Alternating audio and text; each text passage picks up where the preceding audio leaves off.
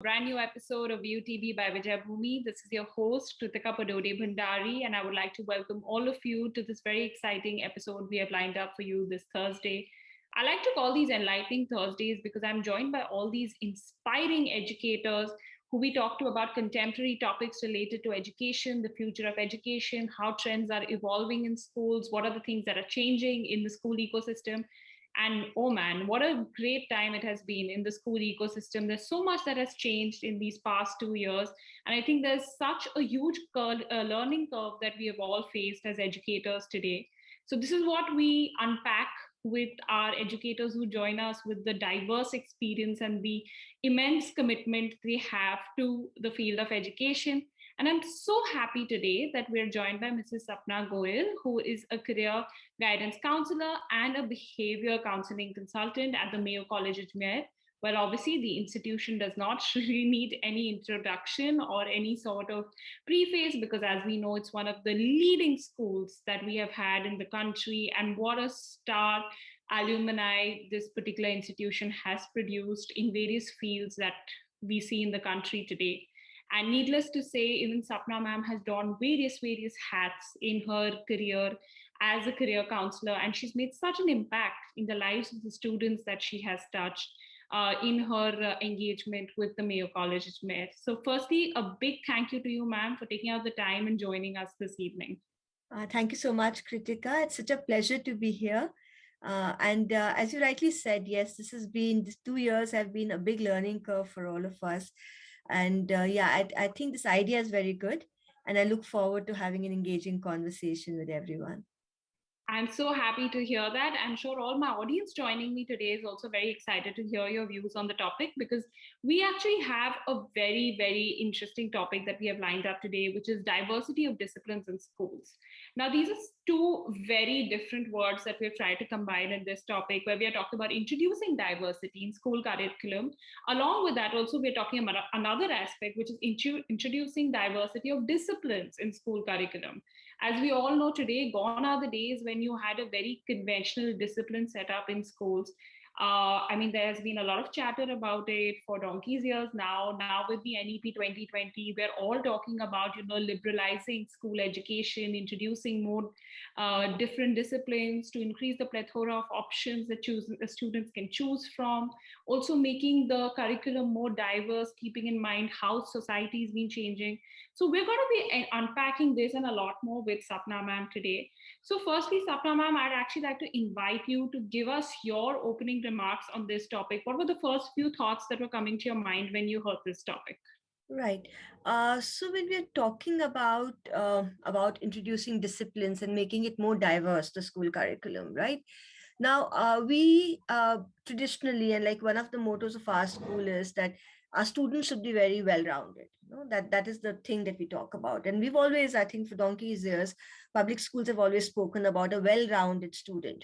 I think now we also understand that we need to have a well-rounded curriculum. So the curriculum itself needs to be well-rounded. So we need to go a step further. So as you mentioned, that in today's world, there's a lot of multidisciplinary stuff that has to happen, right? And subject domains can no longer be bound by rigid boundaries. There are no solid boundaries. There's no history and geography that are separate, or a political science that stands absolutely different, or even a chemistry that is different, right? They're all interlinked. And all the fun stuff, all the action that is happening in the world right now is happening where the interlinkages are. So the intersections where all the subjects intersect, where all philosophy intersects with biology, with all of it, right? So the school curriculum cannot be contained in subject specific textbooks anymore. So I firmly believe that we are behind the textbook phase. I mean, we are ahead of the textbook phase, that we've left that phase behind. Our children know where to get information from. There's tons of it available. And all we need to now do is play where these are intermingling and let them develop the right perspective towards it. So that's one thought. To attach to that, or to take it further from that, is the assessments. Okay, so yes, your curriculum can be very well rounded. You can talk a lot about interdisciplinary understanding and stuff, but unless you don't assess a child on the same things, then it makes no difference, right? So if you want them to be multidisciplinary, you want them to have flexible thoughts, you want them to be creative, but you're going to keep assessing them on whether they know when was the war of Panipat fought, or who fought whom, or stuff like that, then it's pointless, right? What we really need to be assessing them on is again their thoughts. Why was it fought? Why did you think it was fought? And if the reasons they give are different than the reasons in a textbook, are different than the examiner or the teacher's ideology, that should be fine too. There's no right and wrong answer, and we really need to teach our children that and give them that space to really think in their own heads and come up with their own ideas. And honestly, in today's world, there is nothing right or wrong anymore. I mean, the interpretation of what is right and wrong has changed so much. So we really need to allow that. And then the third thing is also about self-driven learning, right? And about project kind of learning. So if you're not teaching them from textbooks, if you're not saying, okay, today we are going to do chapter 1 from this book, take out and open page 5. So if you're not doing that, then what are you doing? So you need to, so where find projects where things intersect. So recently I had an experience. I have a 15-year-old son, and he did a project on it's called digital humanities, where the task that his team and he had to work on was, there's a very famous Italian poet, uh, and there's a certain set of poems of his which are attributed to him, but there's doubt whether they were written by him or by somebody else.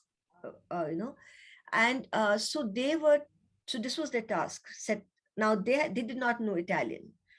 They were 15-year-old. They don't really understand poetry that much, right? Coding was something new. Statistics is new. All of this is new, right? But then, as a team, they went about.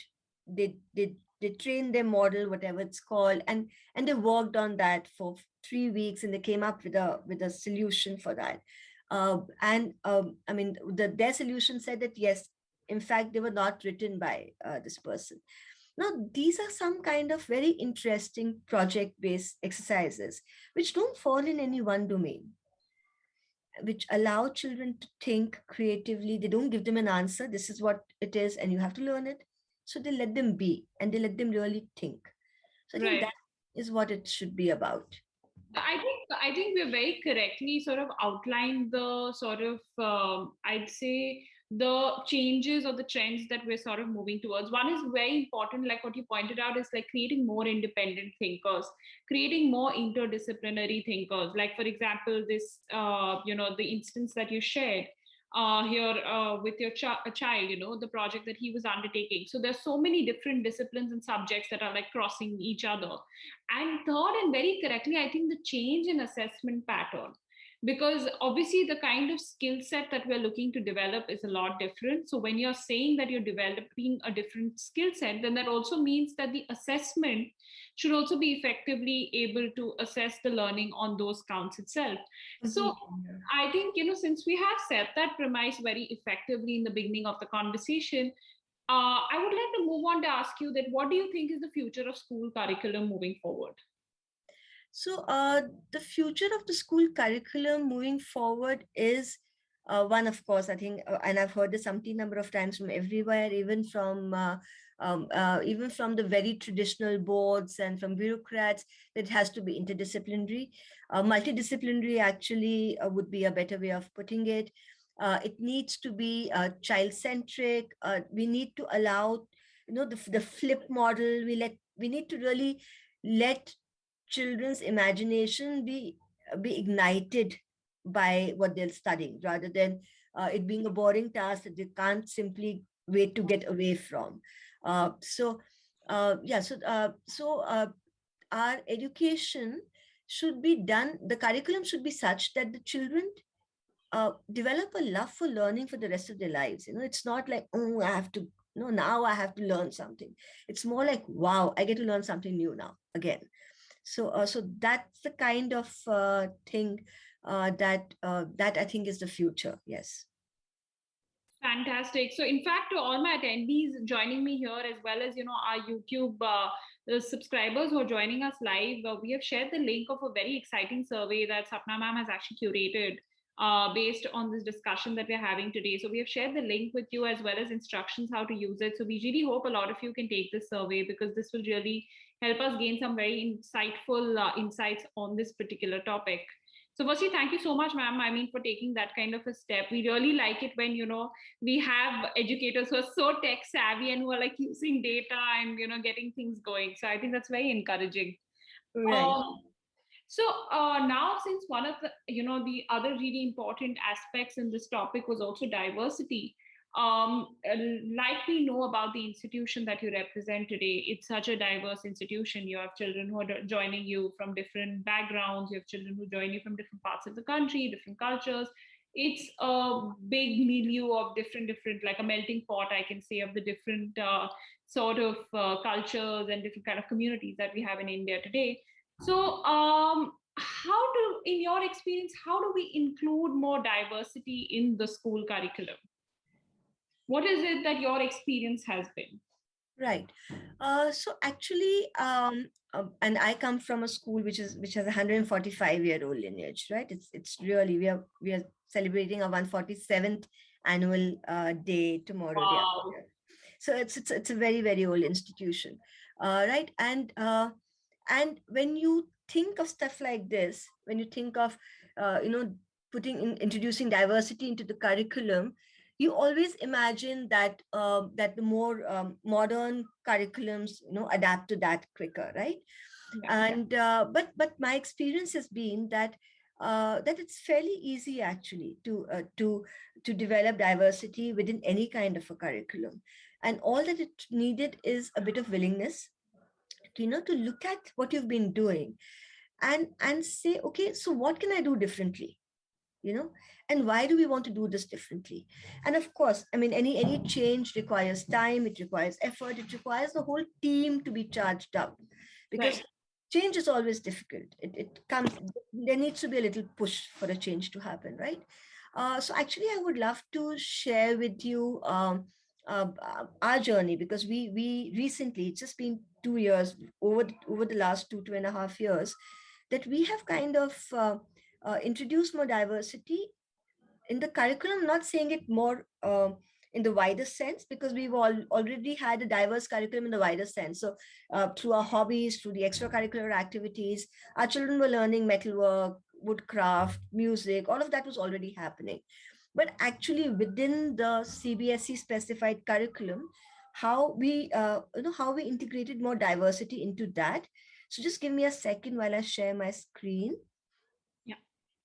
And maybe Kritika, you can let me know. Your screen's absolutely visible. Great. Great. So the main question which when I started school, I started working in Mayo College. So my understanding of CBSE was that it's a very straight-jacketed curriculum, right? Right. So after you finish your grade, uh, you finish your grade 10th, you kind of move on to do your choose your stream. So science, commerce, and humanities. And this was my first question to the attendees. So how many of the attendees believe that that CBSE asks a student to choose whether they want to get into science, commerce, or humanities? So I cannot see any answers right now. And I've done this earlier with a few more educators. And usually about 70% tend to say that yes, CBSE does ask. I mean, that's the usual understanding of a CBSE curriculum, that after 10th, you choose your stream. Right. Okay. Uh, the other question that I like to ask is this. So, CBSE is restrictive and offers limited subjects. So again, most educators, or most people who I run the survey with parents, with students themselves, almost 70-80% of them do believe that there are very limited subjects offered, subject combinations are limited, and that a child has to do only say 5 subjects in a certain way and stuff like that. What I was very, very surprised to know when I actually started reading this, when I started to peel off, because we were not happy at Mayo. So we're talking about so much diversity, and we're talking about, why can't a child take up something from science, something from commerce, if they so want to. There's a lot of scope of doing biology and math. Why not? Why traditionally PCM and PCB, or a lot of other things, right? So the CBSE website actually says a different story. They have 211 subjects that they offer, and there are almost zero restrictions on Right. which subjects you can take. And also there are 42 skill subjects, just vocational subjects. So there's stuff like office work, there's stuff like entrepreneurship, there's tons of vocational subjects out there. There's law, there is a lot of stuff that is there. So it is not right to say that the curriculum doesn't provide the structure to do this. Okay. It's also not because of the NEP, just to clarify. This has been there for quite some time. It is not something that has happened because of the NEP. So this experiment that we've done at Mayo, it predates the NEP. We started this 2.5, 3 years back, and it predates the NEP. So what we did was, so this is what a traditional CBSE school's timetable or curriculum looks like, right? So what we discovered was that the problem is not the curriculum. The problem is the timetabling. You know, you have 100 children, and like in our school, we have usually a batch of 100 students, and they want to take. They're divided into 5 sections, so there are 5 classes going on simultaneously.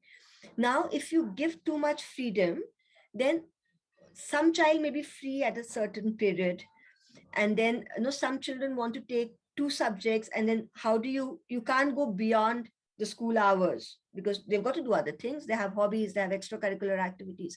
So what do you do?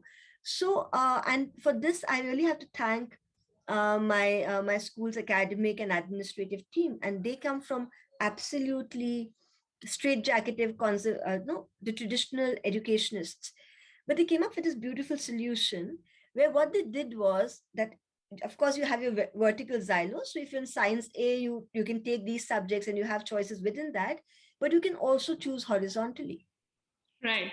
So supposing you are a science student and you don't want to study physics, but you want to do history, you can, because in the second row with physics, there is accountancy and history, right? So you are accounted for at all times because that is important to us as a school. I mean, that's our philosophy. And at the same time, the child has flexibility. There's great flexibility. There's option for the child to study diverse subjects. Okay, so this is a very small experiment in how we have done it now, and suddenly it has opened up. So a child can take God knows how many combinations now.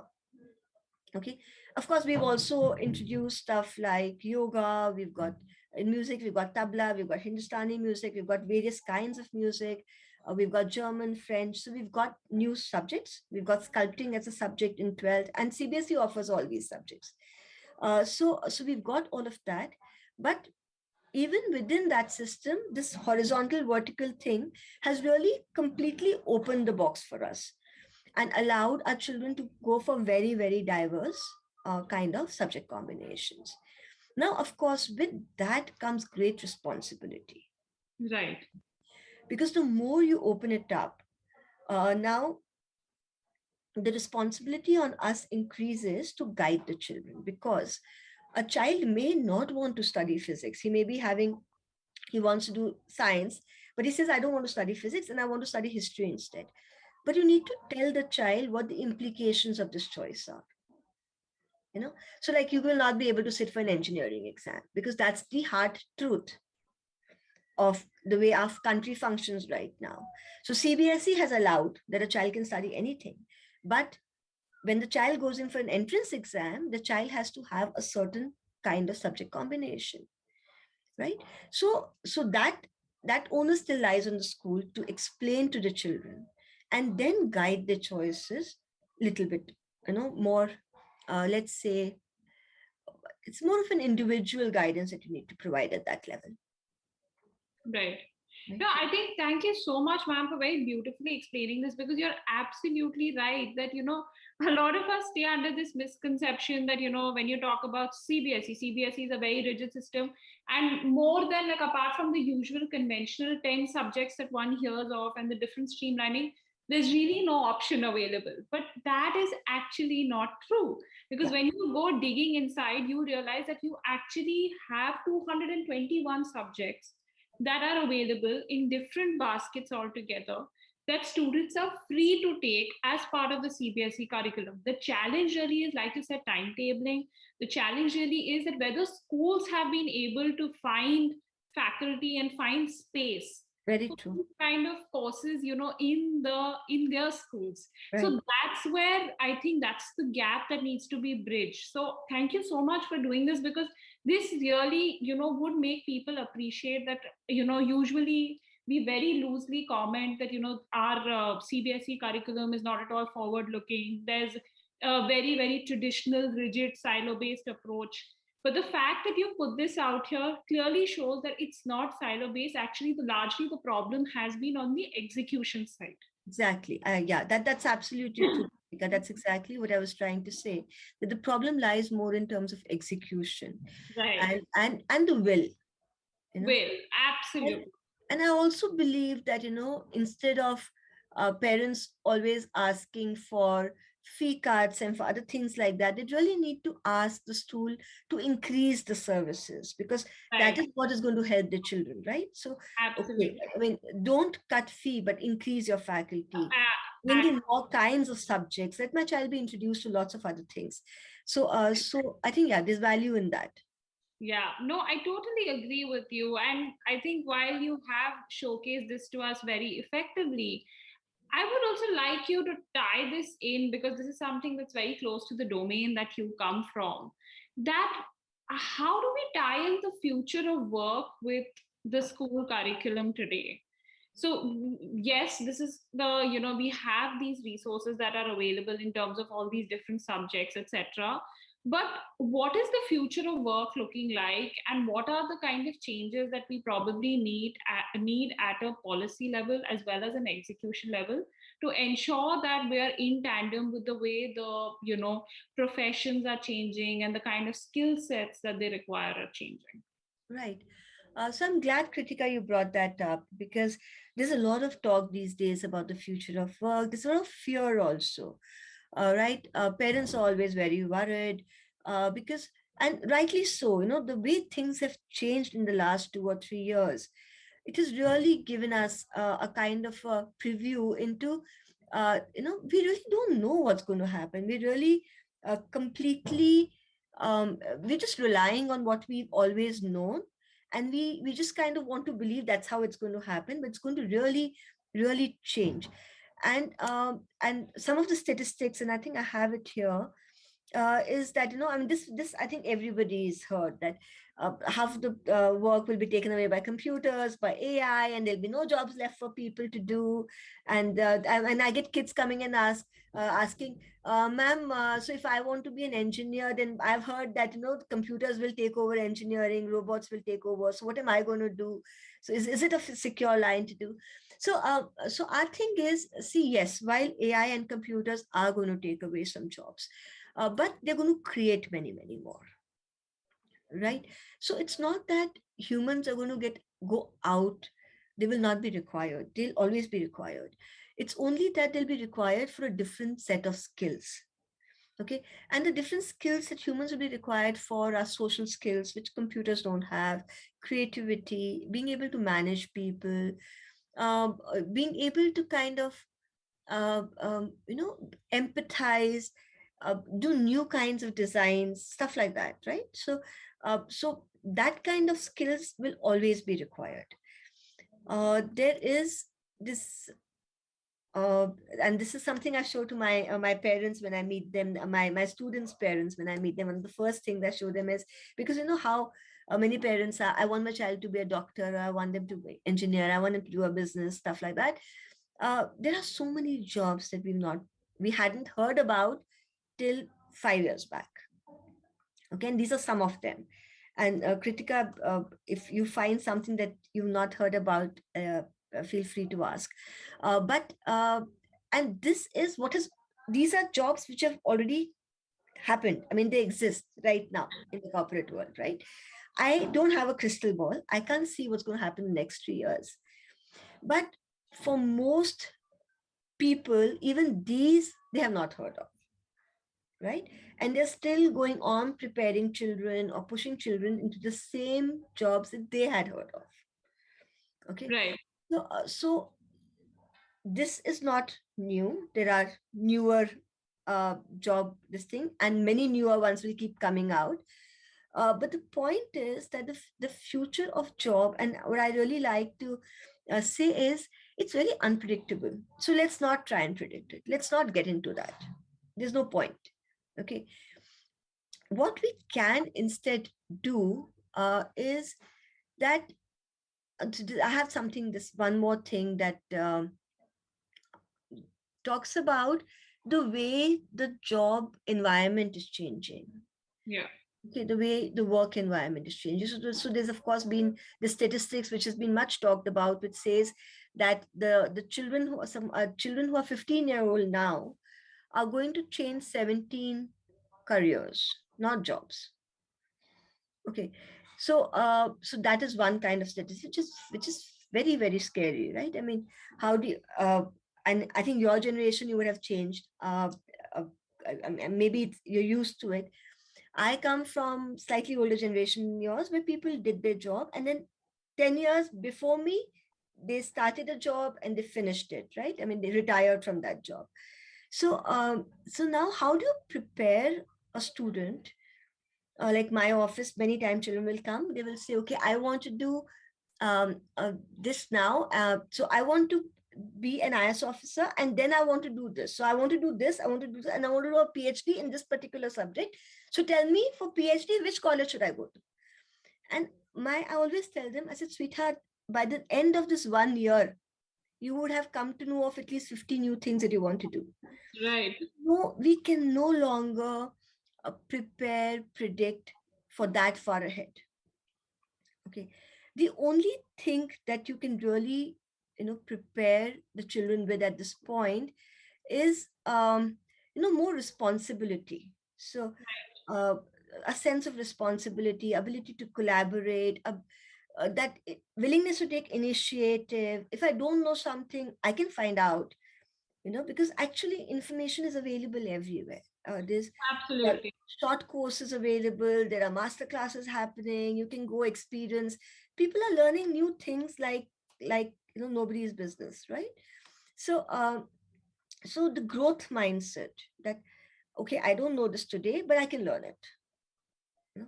That confidence of the child, that is very important. So to build that into the child, that no matter you don't know it, but you can learn it. Right.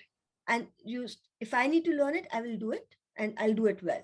So that, I think, is the most important thing that we can do at this level, to prepare our children for the future. uh, then of course the basic smaller stuff. So accountability, being responsible, writing well. Right. That is such a simple core skill. Communicating well, social etiquettes. How do Right. you meet a person? How do you empathy? Because nobody wants to work with a person they don't like. Yeah. Regardless of how good you are at it, you work well in a team is very important. So that, and then of course, global exposure. I think that's also a very very important part of preparing children for the future. Because I mean, as we see now, I mean, many of us are working, we are learning from people sitting in the US, Africa, we are working with somebody in Australia, and that's become part and parcel of our lives.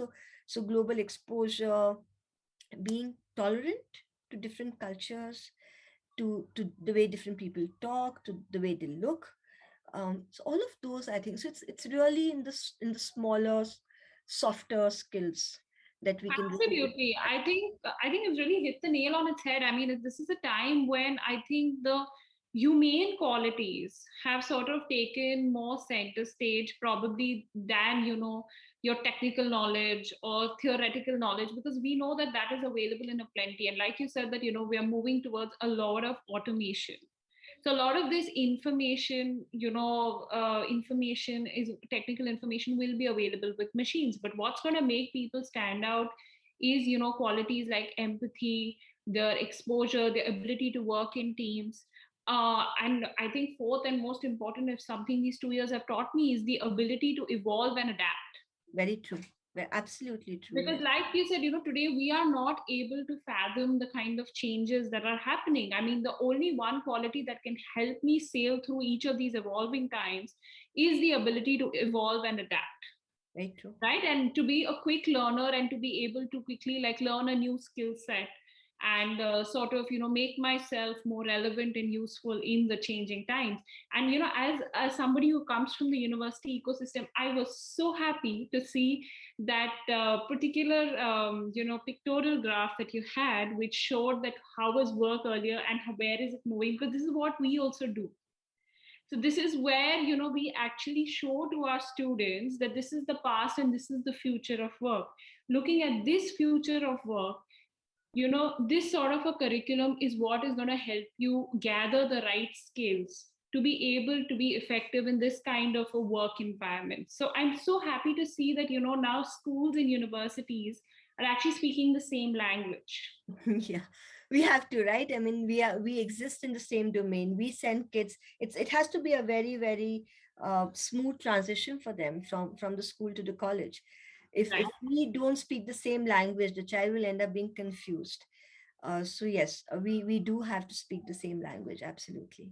Right. And I see that, because I know that you're very busy and I have been taking a lot of your time, but I will have to, ask you this one parting question, because this had come up quite a bit when we released this topic on our social media, which is that as a leading counselor, we are obviously talking about NEP 2020, 2022 is when we have set a landmark deadline from when we are going to start implementing the new education policy. So, what do you feel? That do you think that the NEP is doing justice to the upcoming professional pathways that we see that are emerging, the new job roles that are emerging, the way future of work is transitioning? What are your parting and concluding thoughts on this? Right. So I think NAP is a great first step. I think it was long overdue, but now that it has happened, it's a great first step. It's a good canvas. But that is all that it is. It's just a kind of a first step and a broad canvas. Now the actual work follows the NAP, and the actual work is how do we implement this big thing? This is a very idealistic document. It is absolutely required. There are no two ways about it. Everything that they talk about in the NAP is very, very correct. It's absolutely required. Now, how do you implement it? So I think, and I have begun to see that there's been some work on the implementing front also. So like the example I gave earlier, where yes, CBSE allows children to drop physics and do other subjects, and that's okay. But when the child does come, say to grade 12th and decides, no, actually, I really enjoy engineering, and this is what I want to do, then he's stuck again, right? He or she. Because they did not study physics till now, they're not eligible to write the exam. Now, our question is, and that is what the NAP philosophy is, why? Why bind the child? You Right. keep your exam, let the child attempt it. So, what if she or he did not study physics in 11th and 12th? What if they are willing to study it now and take the exam?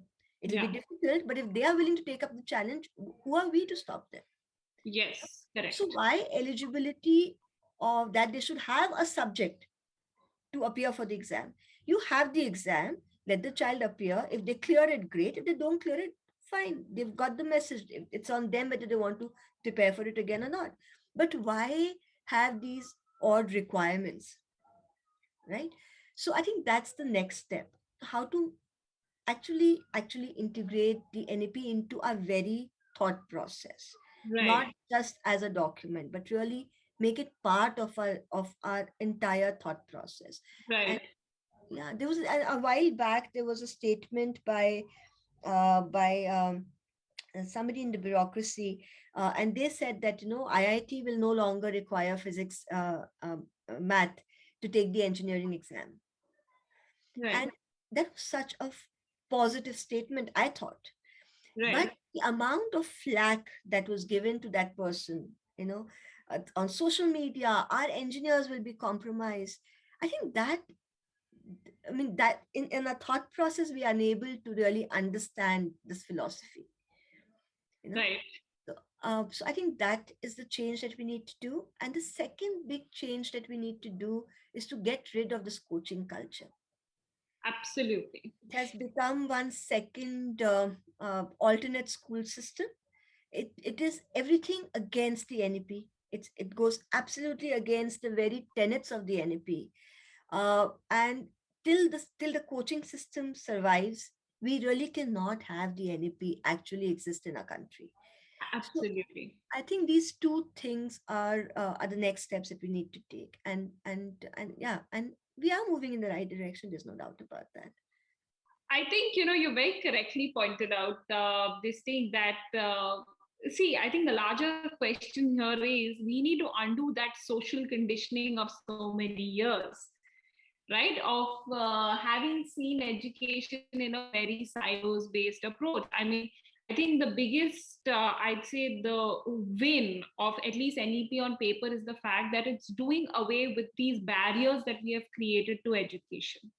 Like Right. you very correctly said, that if there is a child who wants to now study physics, why should I stop that child from having to do that just because in the 11th and 12th they have not taken that particular course?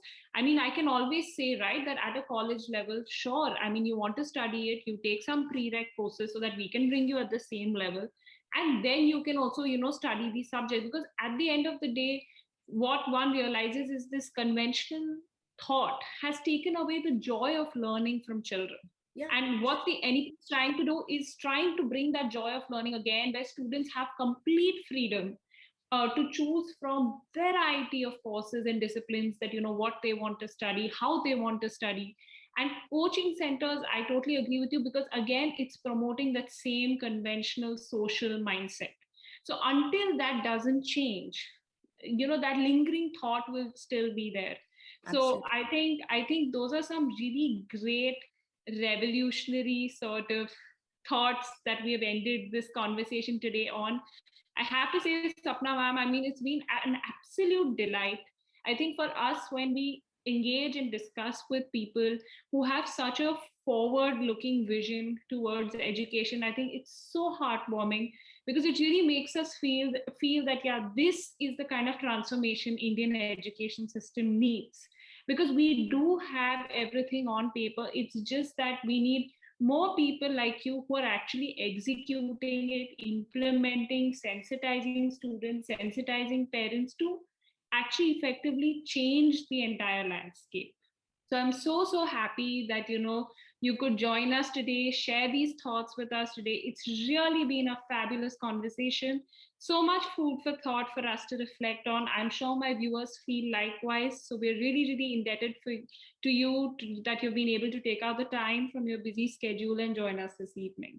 Thank you so much, Pritika. Thank you so much for having me. And thank you to all the viewers. It was a real pleasure having a chat with you, Kritika. Thank you. Thank you. Thank you so much, ma'am. And a big thank you to all our viewers.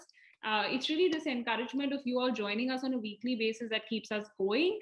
We're going to be back again on next Thursday at 5 p.m., where we're going to be talking about experiential learning in the school education system. So make sure you tune in for that conversation. Until then, everybody stay safe and mask up. The pandemic isn't over yet.